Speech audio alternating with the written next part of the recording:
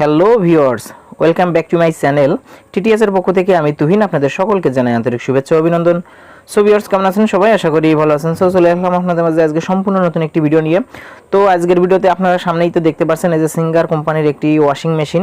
তো ওয়াশিং মেশিনটি যে সমস্যা হয়েছে, তো আজকে সম্পূর্ণ সেই সমস্যা কিভাবে সমাধান করতে হয় সেই কাজটি দেখাবো আপনাদের। তো প্রথমে যেটা দেখালাম এটি আছে ড্রাই সাইড, আর এটি আছে যেটা দিয়ে ডিটারজেন্ট এবং পানির সাহায্যে কাপড়ের ময়লাটা পরিষ্কার করা হয়। এখন আমি ব্যাক কভারটি খুলে নিলাম। এখান থেকে আপনাদের যদি একটু দেখানোর চেষ্টা করি, আমি একটি ক্যাপাসিটর সংযোগ খুলে নিয়েছি। এটি আছে ক্যাপাসিটর, তো এটি আছে 2 ভ্যালু ক্যাপাসিটর, একটি আছে 9.7 মাইক্রোফ্যারাড এবং অন্যটি আছে 5.2 মাইক্রোফ্যারাড ক্যাপাসিটর। আমি যদি এখানে আপনাদের বলে দিই, যেটি ডিটারজেন্ট এবং পানির সাহায্যে কাপড়ের ময়লা পরিষ্কার করে সেই মোটরটি ঘুরছে না। তো সর্বপ্রথম আমি এখানে পিছনে খুলে নিয়েছি এবং দেখলাম ক্যাপাসিটরটি ফুলে গিয়েছে। তো ক্যাপাসিটরটি যেহেতু 2 ভ্যালু ক্যাপাসিটর ছিল, মার্কেটে 2 ভ্যালু ক্যাপাসিটর পাওয়া যায়নি। তো এখানে এই মার্ক বা কালার অনুযায়ী আমি এখানে দেখেন ক্যাপাসিটর লাগিয়ে নিয়েছি। প্রথম যদি দেখি যেটি ছিল 5.2, সেটি আমি 6 মাইক্রোফ্যারাডের একটি ক্যাপাসিটর নিয়ে নিয়েছি। আপনাদের যদি একটু দেখানোর চেষ্টা করি, তো দেখেন এখানে দেখেন 6 মাইক্রোফ্যারাড এবং অপরটি নিয়েছি 10। যেহেতু 9.7 ছিল, আমি 10 মাইক্রোফ্যারাড ক্যাপাসিটর নিয়ে নিয়েছি। এখানে টলারেন্স ±5% থাকে। তো আশা করি আপনারাও এই কাজগুলি করতে পারবেন। এবং এখানে ক্যাপাসিটরের পিছনে কিন্তু অবশ্যই লেখা থাকে এবং কালারও নির্দেশ করা থাকে। তো আপনারা তো দেখতেই পাচ্ছেন আপনাদের সামনে কত সহজভাবে এই কাজটি আমি দেখানোর চেষ্টা করছি।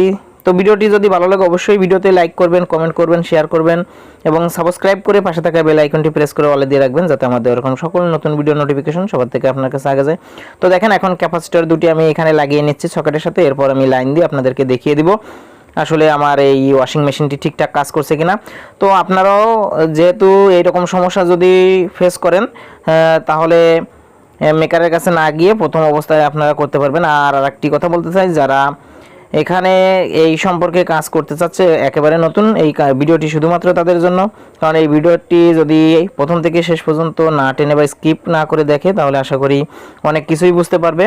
তো দেখেন এখন আমি এখানে যে একটি বোর্ড নিয়ে নিচ্ছি, সেই সিরিজ বোর্ড বা মাল্টি সকেটের সাহায্যে এখানে আমি লাইনটি নিয়ে নেব। আমি সর্বপ্রথম এখানে প্যারালালেই সংযোগ করে দেবো, যেহেতু আমি শিওর আছি যে ক্যাপাসিটর নষ্ট হয়ে গিয়েছিল। এখন আপনাদের সামনের থেকে যদি দেখানোর চেষ্টা করি যে এখানে আমি এই সুইচটি অন করে দিচ্ছি। তো দেখেন, তো এটির যে ধরন, ওয়াশিং মেশিনটি একবার ফরওয়ার্ড ঘুরলে কিছু টাইম পরে এটি আবার অটোমেটিকলি রিভার্স ঘুরবে। তো দেখেন প্রথমে ফরওয়ার্ড ঘুরছে, এখন কিন্তু আবার রিভার্স ঘুরবে। ঠিক একইভাবে এটি বারবার করতে থাকবে নির্দিষ্ট টাইম অনুযায়ী। তো দেখেন এখানে রিভার্স এবং ফরওয়ার্ড উভয়ভাবে ঘুরতে থাকবে। আমি যদি একটু পিছন থেকে আপনাদের দেখানোর চেষ্টা করি, তো দেখেন আমার যে সাইডে কাপড়টি পরিষ্কার করতো ঠিক সেই সাইডের এই মোটরটি নষ্ট হয়ে গিয়েছিল, ক্যাপাসিটর দুর্বল ছিল, যার কারণে ওয়াশিং মেশিনটি চলতো না।